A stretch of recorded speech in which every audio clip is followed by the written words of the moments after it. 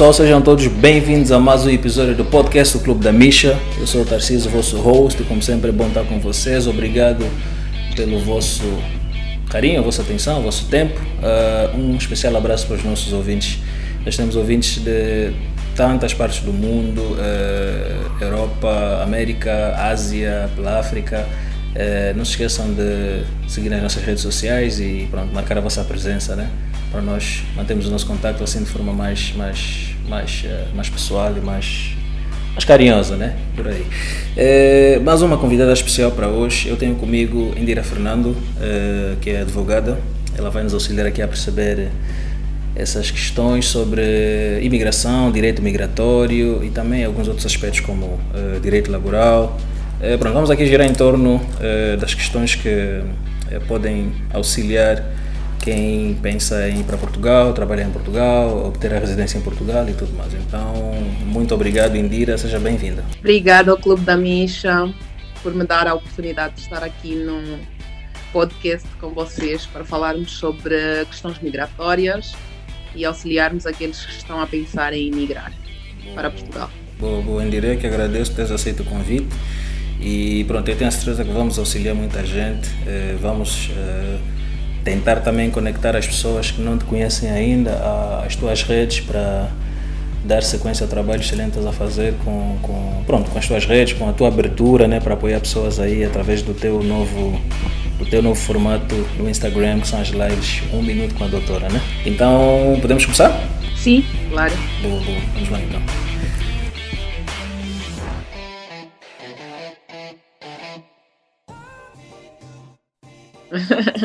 Bom, eu sou Indira Fernando, sou uma jovem menina, tenho 33 anos, vivo em Portugal há 7 anos, sou advogada em Portugal e trabalho das várias questões jurídicas à questão migratória.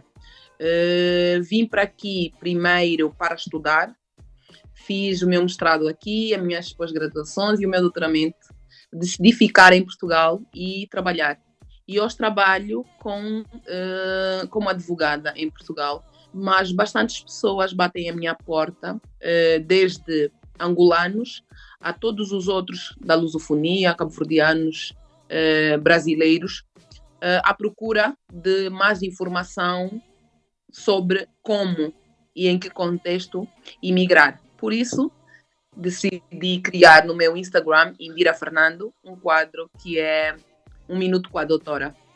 É um quadro de interação onde eu falo com os internautas, pessoas que entram na minha live e que têm direito a fazer uma pergunta relacionada a questões migratórias e a outras questões jurídicas. Trabalho também com direito laboral, trabalho também direito de família menores, penal, civil, na verdade todas aquelas dores que são transversais à vida social. E as pessoas têm a oportunidade ali de fazer uma pergunta, eu respondo diretamente naquele momento, no quadro 1 minuto com a doutora, e se sentirem necessidade de mais, então nós fazemos uma consulta. Boa. Obrigado pela apresentação. É um prazer aqui poder contar contigo e estar assim, né, nesse formato para colocar algumas perguntas. Indira, a minha primeira pergunta vai ser a seguinte. Nós sabemos que, por causa dos aspectos que mantinham Angola e Portugal ligados, né, algumas pessoas foram capazes de obter nacionalidade portuguesa com uma série de formatos ou com uma série de quadros, na falta de um termo melhor, uma série de condições particulares, né? Alguns por serem netos do português, alguns por terem algum tipo de vínculo familiar e tudo mais. Eu queria que falasse um bocadinho sobre isso. Neste momento, quais são os quadros legais em que um angolano pode, por exemplo, requerer uma nacionalidade portuguesa? Quais são as leis em vigor e pronto, só para nós percebermos inicialmente esse aspecto. Ok. Bom, já é conhecido, a nossa relação com Portugal é quase uma relação de maternidade, sendo certo que nós somos autónomos, somos um Estado democrático e de direito, enquanto Angola, mas as nossas relações, que já vêm há muito tempo, fortificam-se todos os dias. Portanto, é normal que nessa altura do campeonato nós tenhamos angolanos que tenham nacionalidade portuguesa.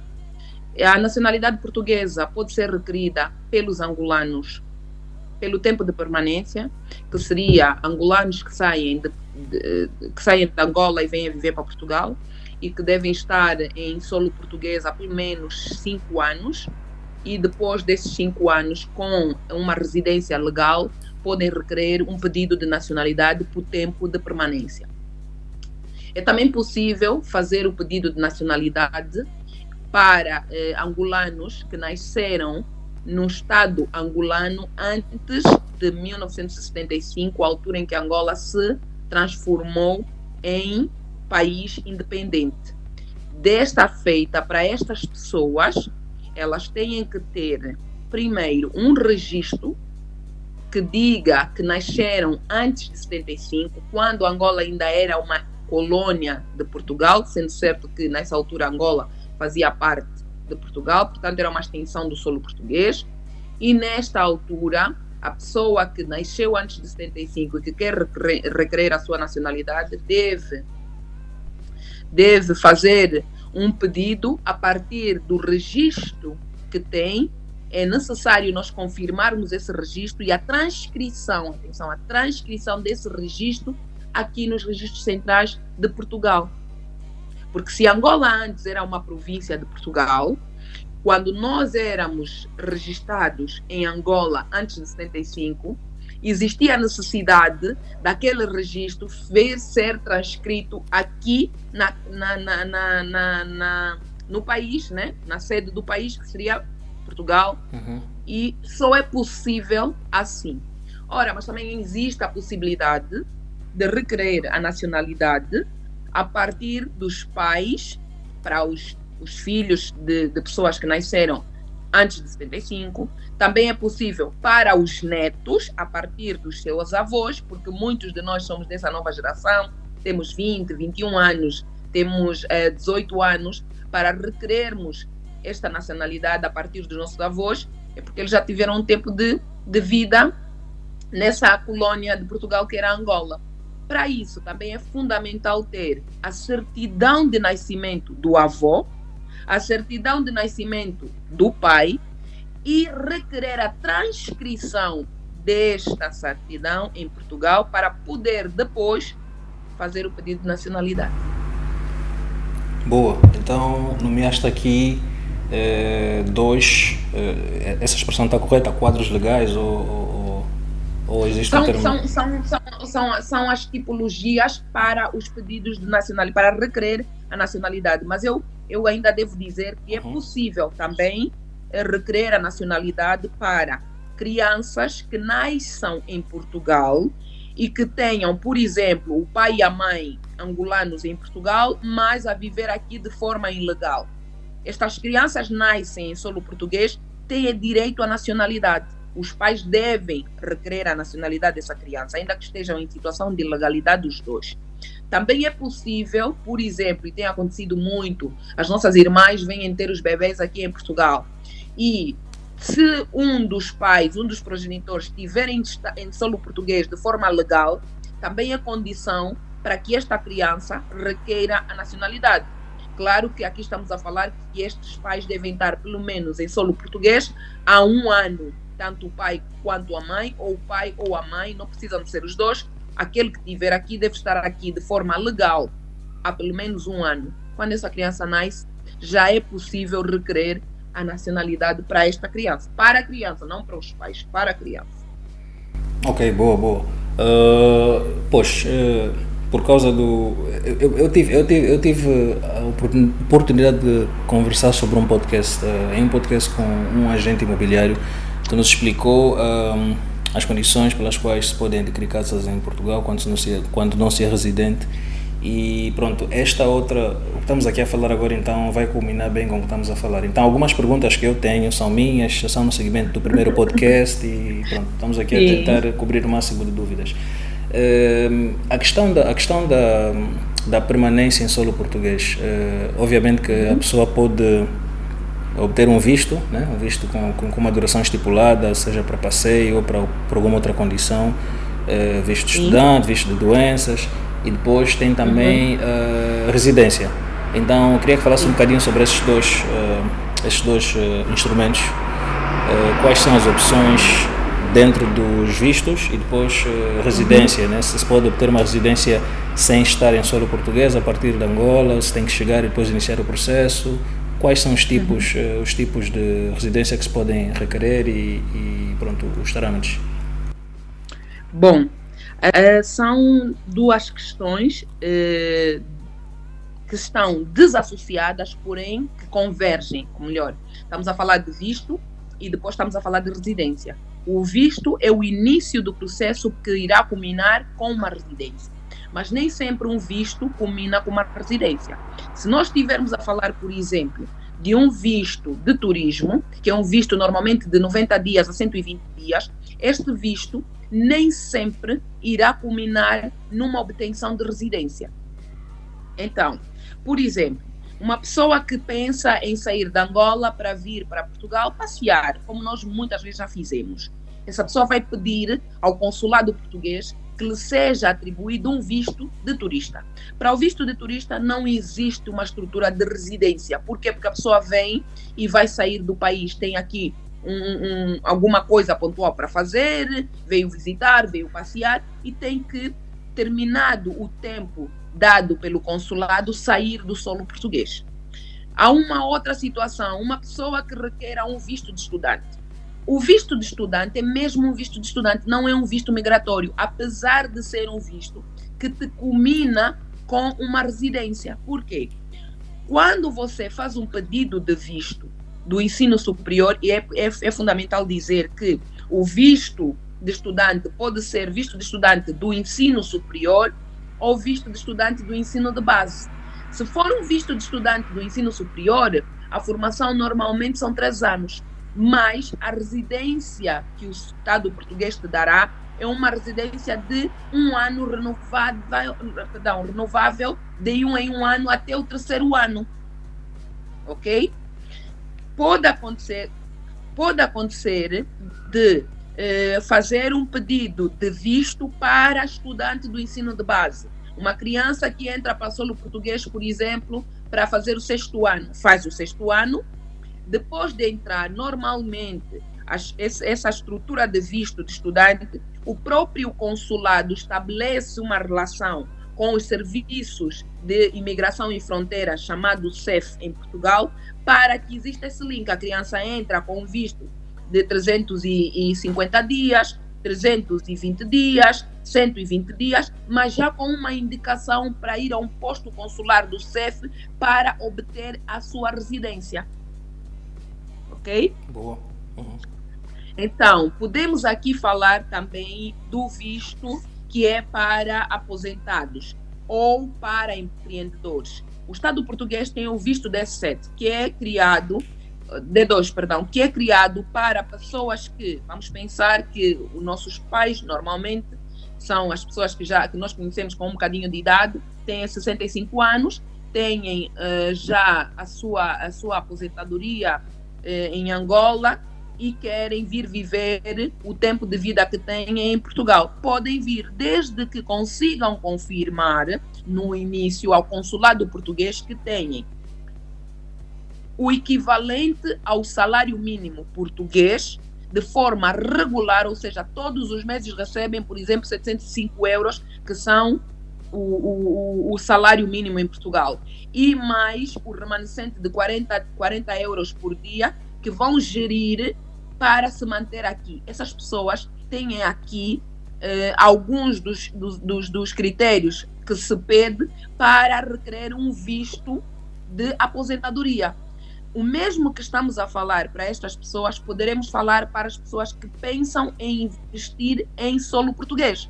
Tu tens que ter o equivalente a 705 euros vezes 12 meses em conta, será aquele investimento que tens de ter para garantir que quando vieres a Portugal consegues te suster aqui ou te sustentar, seria o termo, e depois tens de ter mais o adicional aos 40 euros que é de gestão da tua vida diária em Portugal. Quando tiveres isso, que é um dos requisitos, não é o único, poderás fazer um pedido para um visto de investidor. O Estado português criou um manancial de outros vários vistos, certo, que é para garantir que as pessoas venham a Portugal com os vistos específicos para que possam também adquirir as residências de forma específica. Porque todo o visto tem uma probabilidade de aquisição de residência, com exceção do visto de turista. Claro que já existem algumas pessoas que tiveram a falta de cuidado de entrar para solo português com visto de turista, entretanto decidiram ficar e depois ficaram em situação de irregularidade, porque quando você recebe um visto de turista, você tem que sair quando termina o teu visto. Se você não sai, você está em situação de irregularidade. E há pessoas que se mantiveram em solo português e ainda se mantêm em situação de irregularidade para depois fazer uma manifestação de interesse, ou seja, o processo que os outros que estão em Angola, ou que estão na Guiné, ou que estão em Cabo Verde, ou até no Brasil, que pensam em sair para emigrar para Portugal, pedem os vistos específicos para as ações que querem no solo português, esta pessoa começa dentro do solo português. Não sei se me fiz perceber. Claro. Estamos juntos? Claro. Pois. E então acontece às vezes de as pessoas, olha, vêm para Portugal com visto de turista, decidem ficar, ficam em situação de irregularidade, depois é que iniciam a sua manifestação de interesse, que é dizer ao Estado português, olha, eu já estou aqui e tenho condição para ficar, mas aí tens que mostrar ou preencher os requisitos, desde ter uma habitação, ter um emprego, ter seguro de saúde. São vários os elementos, mas pronto, são os elementos que você precisa de ter para garantir que não irás ficar em solo português em uma situação de precariedade, porque o Estado português não quer que ninguém esteja aqui assim. Então, se me perguntasses, Indira, o que aconselhas? Eu aconselho que as pessoas peçam os vistos nos seus países de origem específicos para aquilo que querem fazer em solo português. Essas imigrações ilegais, elas nunca fortificam os laços, na maior parte das vezes colocam as pessoas em situação de fragilidade, porque nós sabemos que estás num outro país, não conheces ninguém, não sabes como é que as coisas funcionam, tens sempre a situação de ficar sem comer, ficar sem ter assistência médica, ficar sem estudar, ficar sem ter onde morar, e são encargos que o Estado não quer ter, nem com os seus cidadãos, nem com cidadãos de outros estados. Portanto, é sempre normal que as pessoas tenham consciência de que, apesar de ter essa avidez e necessidade de migrar, que seja uma migração legal e que seja uma migração tranquila. Eu espero que eu tenha respondido a tua pergunta. Claro. Não, cobriste todas as facetas da minha pergunta. Pronto, eu vou fazer uma follow-up question, né, dentro daquilo que respondeste. Quais é que são as principais... Tu usaste o termo dores, né? Quais é que são as principais dores falaste, por exemplo, a questão do emprego, que obviamente é o que garante o sustento, né, para quem tem interesse em mudar-se para Portugal. Como é que é essa questão? Podemos começar por aí. Como é que é a questão da obtenção de emprego para quem, por exemplo, está a trabalhar em uma residência? Obviamente que se ainda não tiver a residência e precisa de um emprego para fazer parte do processo de obtenção da residência, é possível buscar um emprego mesmo antes da residência? Quais são as condições oferecidas para quem não dispõe de uma residência ainda? Se calhar tem um visto ainda que levou para lá e está a trabalhar no processo. Bom, é assim, a obtenção da residência vai te garantir o acesso àquilo que tens direito em solo português, ainda que em situação de imigrante, porque é uma situação legal. ok? Então, poderás ter direito a um emprego condigno, a uma habitação condigna, ou a fazer um contrato de habitação, ou até uma aquisição de um imóvel de forma condigna, dentro das normas do Estado português. Poderás ter também, e aliás, costuma-se dizer que os países eles têm uma visão para o cidadão que entra como persona non grata, persona grata e persona muito grata. Quem é a persona grata? É aquela pessoa que entra dentro dos termos legais. Quem é a persona non grata? Aquela pessoa que entra dentro dos termos ilegais. Quem é aquela pessoa muito grata? Aquela pessoa que entra dentro dos termos legais e também faz aplicações de investimento dentro do país, ou seja, consegue criar postos de emprego, consegue criar estabilidade econômica não só para si, mas para os seus aqui dentro.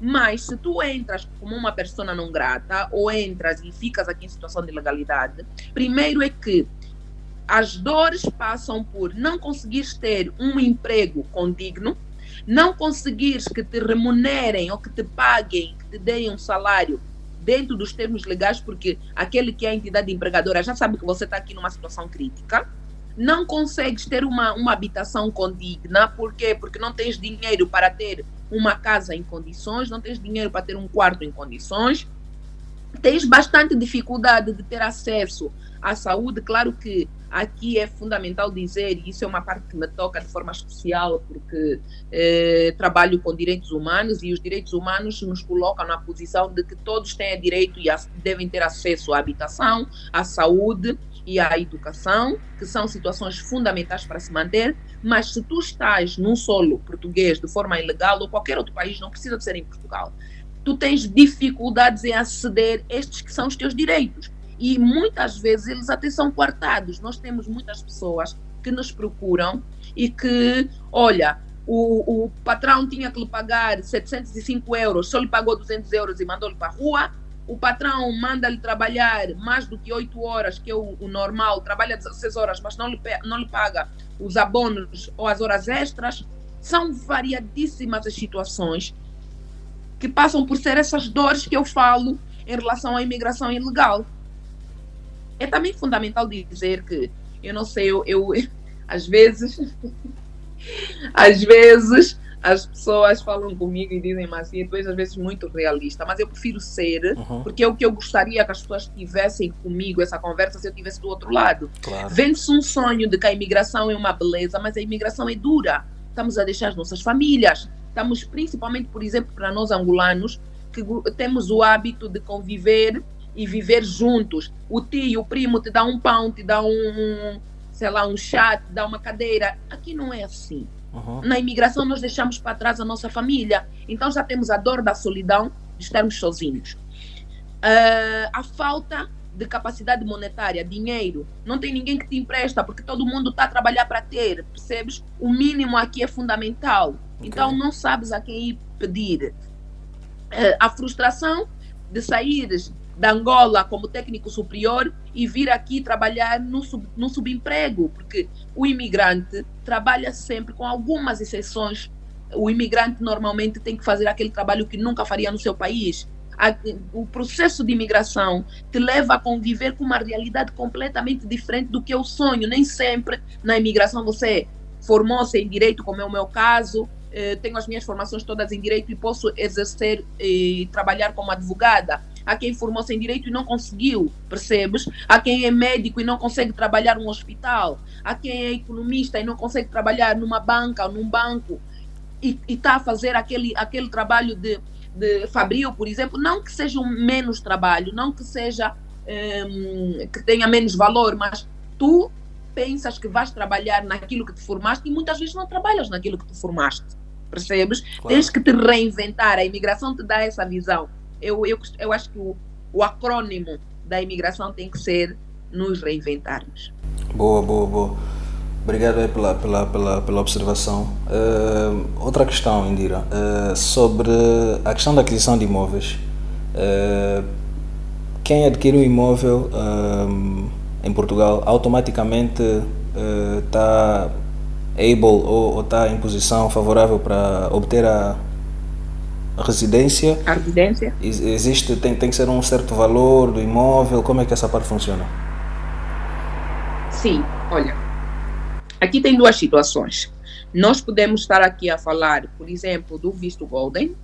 O visto Golden é um visto de investimento supra, onde a pessoa compra um imóvel e está efetivamente elegível para ter uma residência em Portugal. Mas são valores altíssimos, estamos a falar de 500 mil euros. É fundamental que se veja.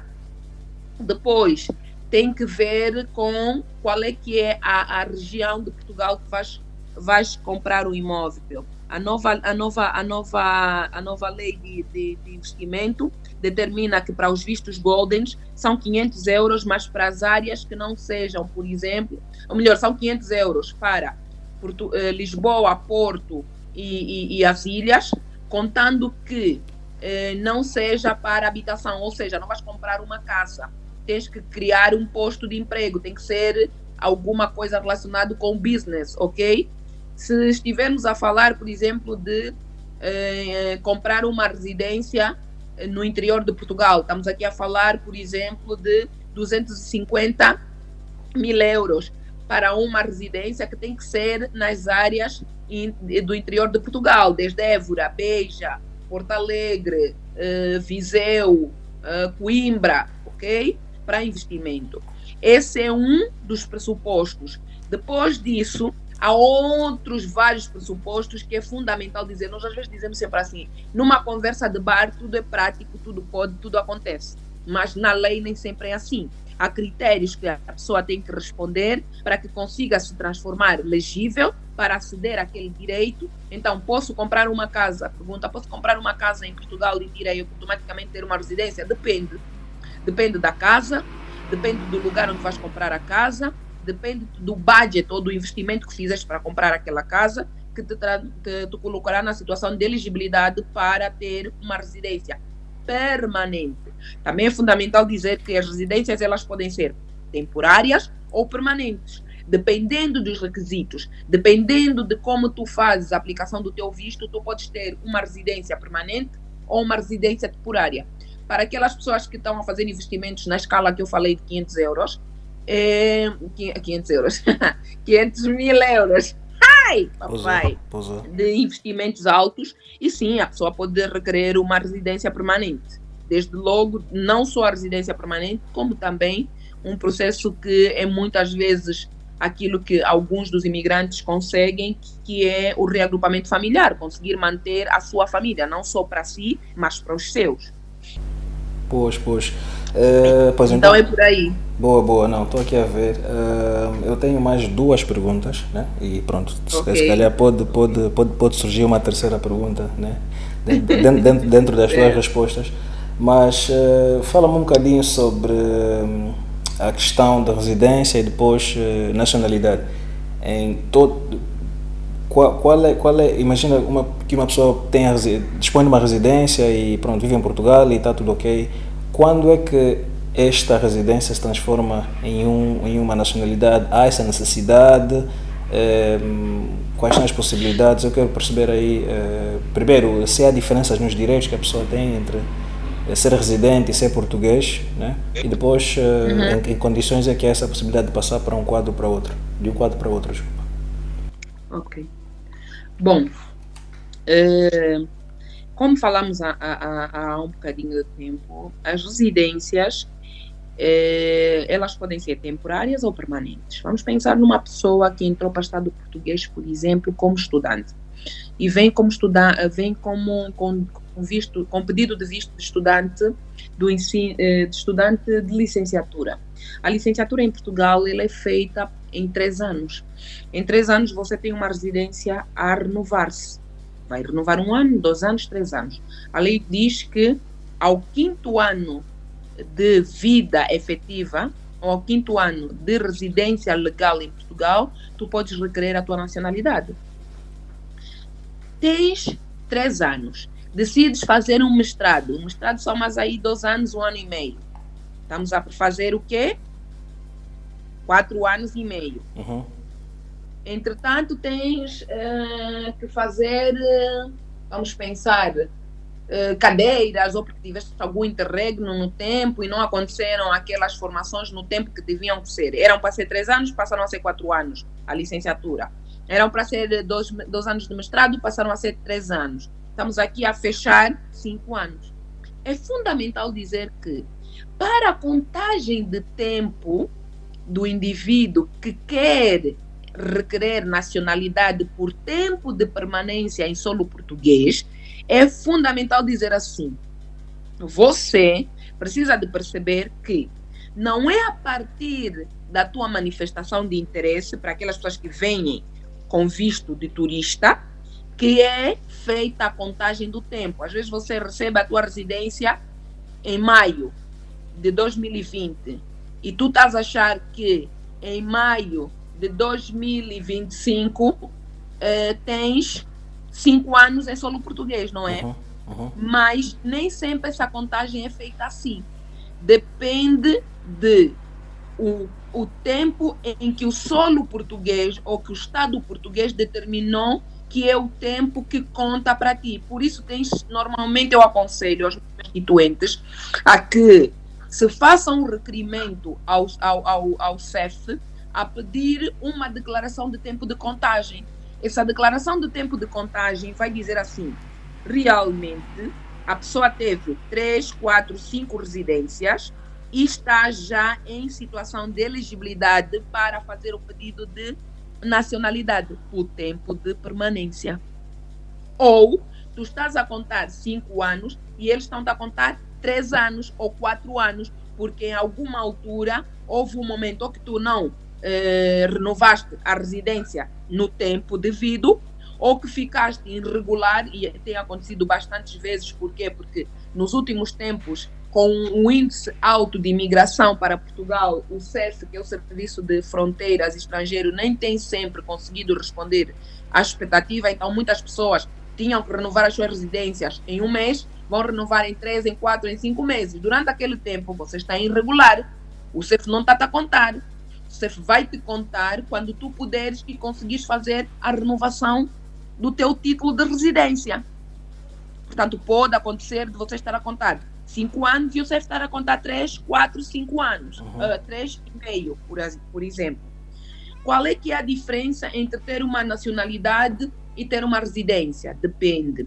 Existem residências permanentes e existem residências temporárias. A residência permanente normalmente te dá quase que todas as categorias daquilo que te daria a nacionalidade. Claro que com a falta de incidência que aqui não és nacional. Há determinadas benesses, determinados acessos que tu tens enquanto nacional do Estado português que não tens com a residência. Desde logo, o acesso a viajar para outros países, né, fora dos vistos Schengen, ok? Tu, se tens nacionalidade, consegues viajar a todos os países que a nacionalidade portuguesa te dá. Mas se tiver residência, nem sempre é assim. Conseguir, por exemplo, para quem tem intenção de concorrer no Estado português para trabalhar no Estado português como português, não como expatriado, não como imigrante. Há várias situações, não tantas assim. Às vezes a gente ilusoriamente pensa que é mais fácil ter uma nacionalidade, é melhor. Depende. Isso tem muito a ver com como você olha para as suas estruturas. Mas, sim, ter uma nacionalidade é diferente de ter uma residência. Mas muitas vezes aquilo que tu consegues com as residências permanentes, conseguirás com a nacionalidade. Fora o facto de que a nacionalidade te coloca aqui na estrutura de ser nacional português. Tens acesso a absolutely tudo que o Estado português deixa à disponibilidade dos seus nacionais. Boa. Não, bem visto. Indira, última pergunta, né? Estamos bem pertinho de acabar. É só porque tu cobriste todos os outros. Eu queria falar, por exemplo, sobre aspectos negativos da imigração, mas tu já falaste sobre eles e muito bem. Eu queria falar também sobre a questão das dificuldades que surgem, tipo, nem tudo são rosas, obviamente há pessoas que imigram, depois ficam numa situação desfavorável ou ficam expostas, mas também já tocaste nesse assunto e acho que fiquei satisfeito com o que disseste, então por isso é que eu estou a dizer que estamos bem perto de acabar, porque estás a dar respostas bem exaustivas e bem elaboradas. Eu agradeço muito. Bom, amigo, obrigada. Então, eu também falo pelos cotovelos. Não, isso Já é nem vai bom. querer ficar mal a próxima vez. Não, olha, o que estás a dizer aqui está a sanar as minhas dúvidas. Eu tenho plena certeza que vamos auxiliar muitas pessoas com isso, né?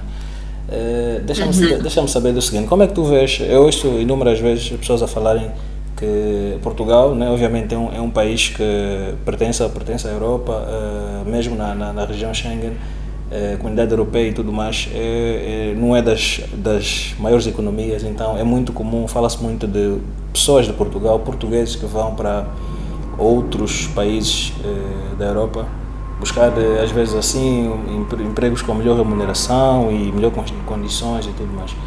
Fala-nos um bocadinho disto, né?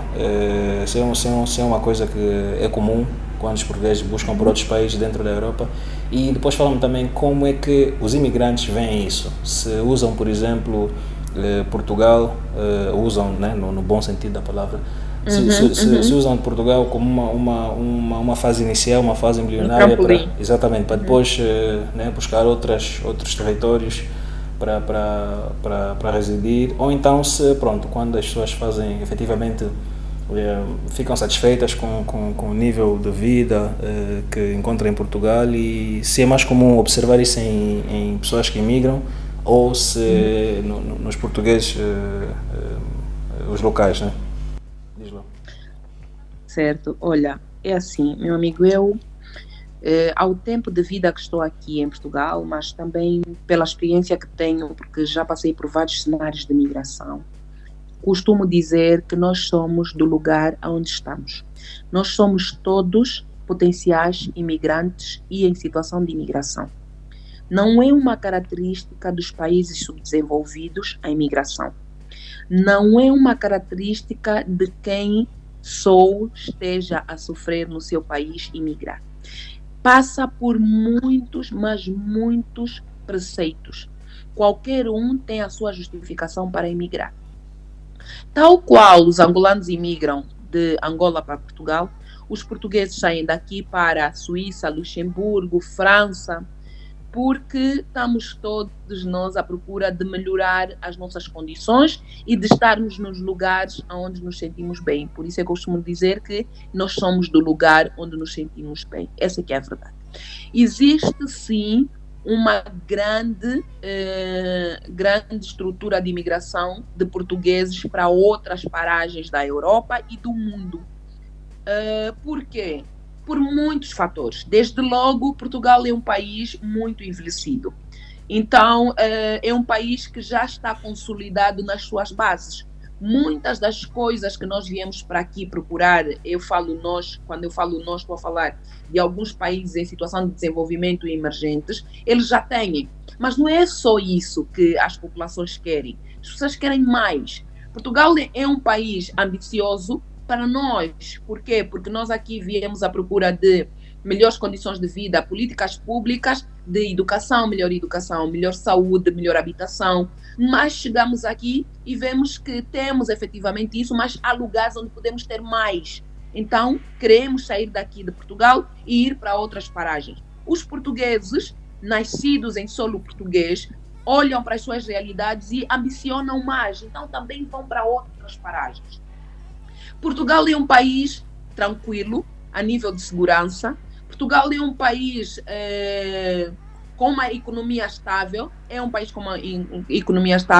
mas é um país empobrecido sob o ponto de vista de recursos naturais. Não tem grandes recursos naturais. Por isso também depende de muita mão de obra que está de portugueses fora de Portugal e também do investimento que a União Europeia faz. Então, esse investimento nem sempre consegue cobrir as necessidades de todo cidadão português, percebe? Então, é normal que alguns portugueses com mais ambição ou com mais necessidade ou até que queiram experienciar coisas novas se permitam emigrar.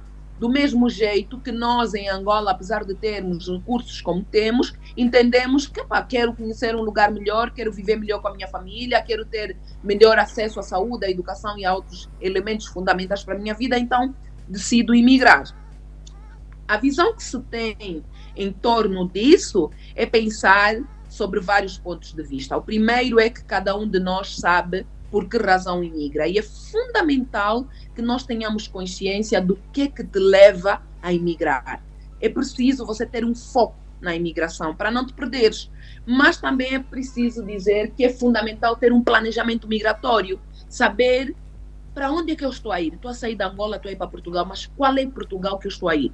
Um Portugal que tem um nível de empregabilidade baixa, um Portugal que tem falta de acesso à habitação, um Portugal onde também é uma dificuldade a saúde pública, um Portugal onde nem sempre é fácil viver porque não temos capacidades monetárias, porque muitas vezes, como é que falo, a necessidade de imigrar é tão alta que nós não olhamos para as desvantagens da imigração, porque a imigração tem desvantagens. A imigração em Portugal também tem as suas desvantagens. Claro que é para quem está hoje em Angola, ou no Brasil, ou em Cabo Verde, ou Santo Tomé, países que são da lusofonia, que são os nossos primos mais próximos e que são o maior êxodo de imigração para Portugal, estão em situação de sofrimento tal que acham que qualquer coisa em Portugal é melhor do que em Angola. Talvez seja, talvez não seja.